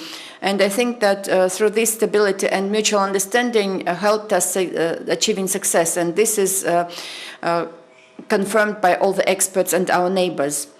The follow-up transformation, quiet, without any political stress, will be, in my view, the proper way out. Though my mandate was long enough to continue, and I could again initiate my candidacy, and I could have been elected again. And however, the new changes were required, and a new generation, a new team was required. And I hope that the new team and the new generation will bring their new innovations and new thoughts and new ideas. And this is what the changes are for.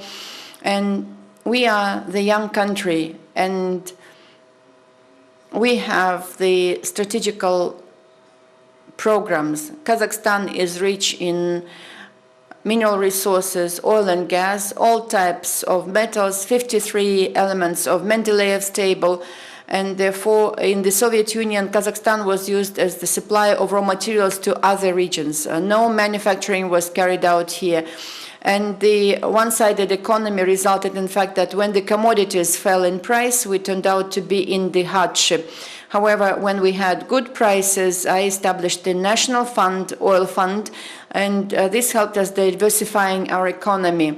And as of today, the overall international reserves of the country are more than $90 billion for 18 million people. It is quite a huge amount, which is more than 40% of our GDP.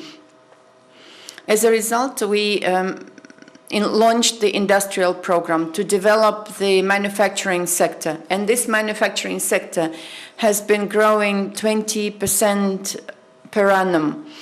And during the 6 years, we built 1,300 new industries with absolute new competences, new jobs, new salaries and wages. This is number one.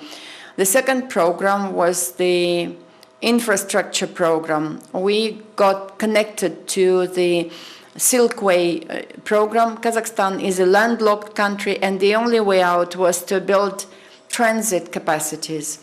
And these capacities were built. We spent $30 billion and we built the highway network all over Kazakhstan. Our country is the 9th country in the world by territory, and all the roads or highways were headed towards Russia, and the good quality roads were not available. Now we established a network of highways in Kazakhstan, and now we are working on the reconstruction of the domestic roads. And we are not only talking about highways. We built 14,000 kilometers of highways, railways, international airports in all major cities, 2 seaports at Caspian and at the border with China, the dry port Hogos. We have a terminal in the Pacific, and this, as of today, containers grow twice every year, via Azerbaijan to Georgia and Turkey and to Europe. This is one route. Via China, from China, Kazakhstan to Russia is the second route, and China, Kazakhstan via Iran and Persian Gulf is the third route. That is, we established all those routes, and they all bring good dividends to us. Last year, we earned $1.5 billion. By 2020, we plan to earn up to $5 billion per year. And this is due to our friendly, neighborly relations with PRC, as the Prime Minister mentioned, helped us developing a program of creating a network of the industries, 55 industries that we need state-of-the-art. $27 billion are going to be invested. These are going to be joint ventures that will be owned mostly by Kazakhstan along the Silkway to enhance processing. We have oil, gas, metals. By the way, we reached the peak of 90 million tons of oil production. Very soon we will produce 100 million tons. That is, we will become a top 10 oil-producing country. We are now developing petrochemistry that will require a lot of investments in the west of Kazakhstan. And secondly, agriculture. Kazakhstan has the vast territory, 40 million of arable land, 180 million hectares of pastures, using which we can create organic food. We are aware that we have to enhance the consumption, and today it's Russia and Kazakhstan who with this land, and this would produce a lot of effect.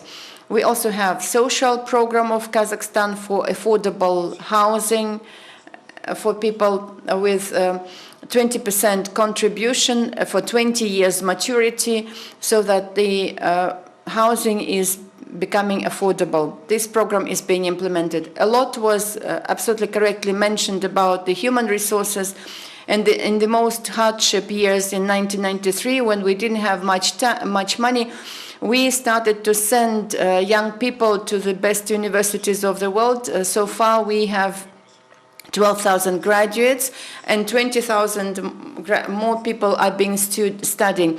We have established the 20 intellectual schools with the best students.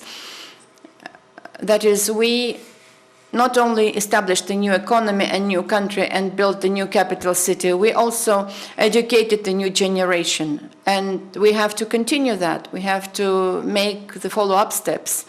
Everything that we are saying today, the 21st century, innovations and science and so on, but inside the country we have to do practical things. We have to improve life of people. The further the better. And the task of the new team would be to follow up on what we have started. The 2050 strategy is stating that we have to become a top 30 developed countries in the world, and we are going towards that objective steadily, and for that we have all the necessary programs and strategies. We have funding sufficient for that, we have staff prepared for that, and this is going to be the aim of the new team of the government and the new leadership. You see, I'm creating some inconveniences to the speakers. You have to say the first president first, and then you have to name the president and so on. I think this is the situation of duality will not last any longer. We have only one president, and he's going to be the leader, and we'll work to support him. Excellency, thank you very much. Now, Madame Lagarde, the second is for you. In your address to the plenary, you spoke of the importance of Kazakhstan and other countries in the region implementing policies to promote growth, more inclusive growth. You mentioned governance. Could you elaborate on that? And what about the cost in all these programs? I'll try to be super brief. For growth to be sustainable and inclusive, you need fiscal sustainability, you need financial sanity, you need women empowerment, and you need good governance. Focusing on good governance. If any country, anywhere in the world, and in this region in particular, wants to deliver on all the goods and the welfare and the innovation and the productivity that have been discussed today, that state, however minimal or maximal it is, will need strong fiscal revenue, will need efficient spending, will need banks that are reliable and compliant, and will need a business environment that is safe and business-friendly. All of that is predicated on good governance and no corruption. That's the reason why we think that good governance is critically important. Right. Thank you very much. Now, one final question, and I asked the same question to Mr. Silasma, Mr. Greff, and Dr. Romer. We've heard a lot about growth perspectives, growth opportunities today. I would like to know from you, what do you see as the biggest growth risks today in the global economic environment? Who wants to start? Dr. Romer. I'll reiterate my point, which is I think the biggest risk is governments that are too weak, and then a rejection of systems like the rule of law, which we've built centuries, we've been investing in for centuries. So, I think if you listen to what Madame Lagarde said, I don't think the minimal state really fits if we're going to have good banks and all the other things. So we just have to come to terms with, to be sure, well-governed governments but governments that are strong enough to do the things we need them to do.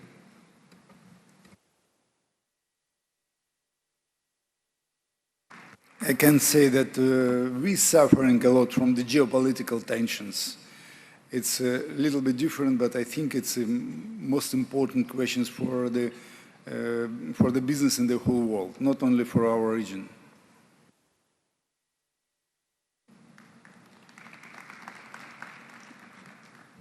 I call myself a paranoid optimist, so I can see two sides to this question. On one hand, we can definitely easily shoot ourselves in the leg and prevent all the positive things that we are after. And there are multiple ways, and many of them have been mentioned here. One that I talked about in my address was the globalization process, the multilateral rule-based system we have. If we severely handicap that, we are in trouble. But then on the other hand, there are things that we have to do to enable the progress and the benefits that we have discussed. And I'll only mention one which I also mentioned before, and that's the educational challenge. I do deeply believe that technology will be driving much of the prosperity and other benefits that we have almost in our hands today, but that will require the leaders to understand what the technology holds, to create the right regulation, to create the right legislation. It requires all of our leaders to understand this technology. And we somehow are often unable to study this new technology. Especially people in leadership positions, they feel that they are above going back to school. We don't really have to understand, for example, machine learning. It's enough that our subordinates understand it. But if we have this wrong way of looking at it, then we will be leading our companies and our governments and our organizations astray. So educational challenge across the hierarchy in different organizations. All right, thank you very much. Ladies and gentlemen, that does it for us today. Looking at my watch, I'm just amazed. I thank each and every one of you on the panel. Thank you for very meaningful and inspiring contributions. Thank you for all of you. You were a great audience, sticking with us until the very end, although we're playing in overtime right now. Thank you so much. I wish you all inspiring and fruitful discussions over the next 2 days. And again, please give a big round of applause for our panel today. Thank you very much.